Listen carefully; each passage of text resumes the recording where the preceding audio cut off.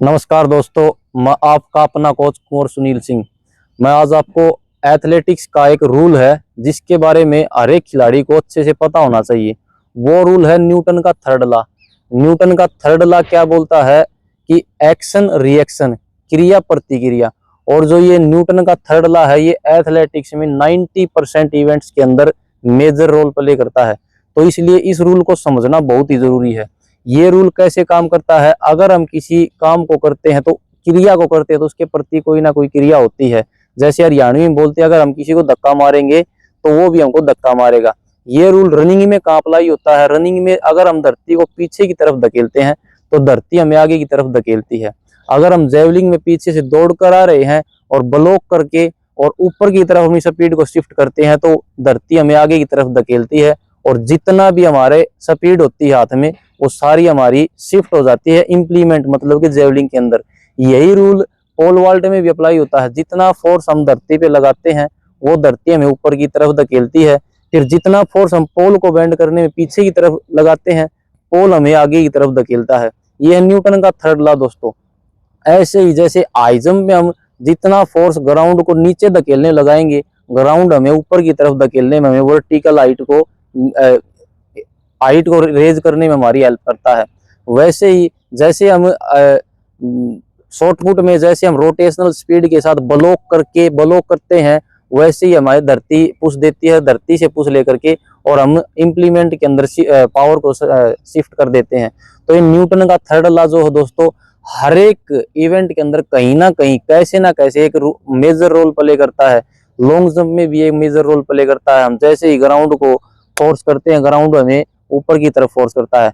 और एक समझने की सबसे बड़ी बात यह है दोस्तों कि इंसान के अंदर कहीं भी किसी भी प्रकार की कोई पावर नहीं होती है, क्योंकि अगर इंसान के अंदर पावर होती तो जो काम धरती के ऊपर करता है वही काम वह मंगल के ऊपर भी जाकर कर सकता था। लेकिन मंगल के ऊपर जाकर इंसान कुछ भी नहीं कर सकता। अगर मंगल के ऊपर जाकर इंसान, मैं ये बोल रहा हूँ, हार्डल को क्रॉस करके लैंड करता है तो उसकी शरीर की सारी हड्डियां टूट जाती हैं। अगर इंसान के अंदर पावर होती तो वो चांद के ऊपर जाकर भी वही काम करता जो इंसान धरती के ऊपर करता है। लेकिन चांद के ऊपर जाकर इंसान वो काम नहीं कर सकता, क्योंकि वहां पर वो जैसे ही जाएगा उसका वेट अगर 60 kg धरती के ऊपर, वहां जाकर केवल 6 kg बच जाएगा।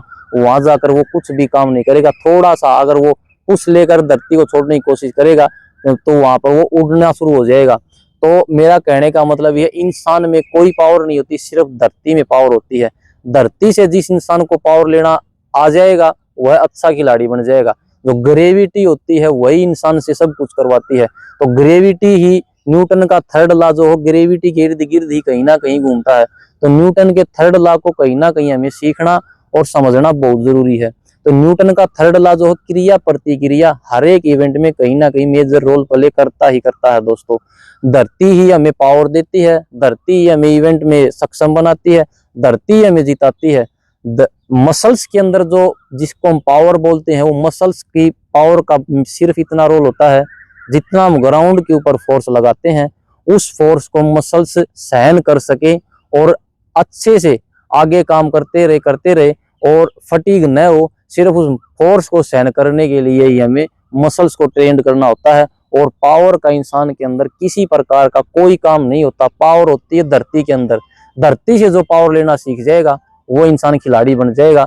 यही है दोस्तों, आज इस रूल को समझने की कोशिश करना।